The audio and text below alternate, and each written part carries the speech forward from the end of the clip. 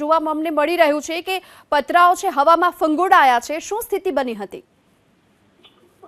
ગામની અંદર 20 મિનિટ પહેલા ખૂબ પવન અને વાવાઝોડું સાથે પવન ફૂંકાયો હતો.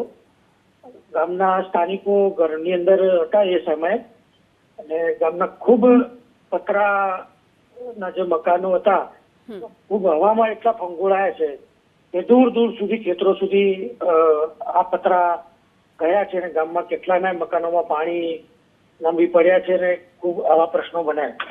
જી નરેશભાઈ, જી કોઈને નુકસાનના કોઈ સમાચાર? ના, હજુ સુધી એવું કઈ ઘટના નથી કે કોઈને વાગ્યું હોય કે એવું કઈ, પણ નુકસાન છે ખૂબ ગામમાં. આનું મકાનોને ખૂબ ઘણું નુકસાન છે. અને કેટલા ફૂટ ઊંચે સુધી આ પતરા ઉડ્યા હતા? બહુ ખૂબ હવાની અંદર ખૂબ આપણે જોઈ શકીએ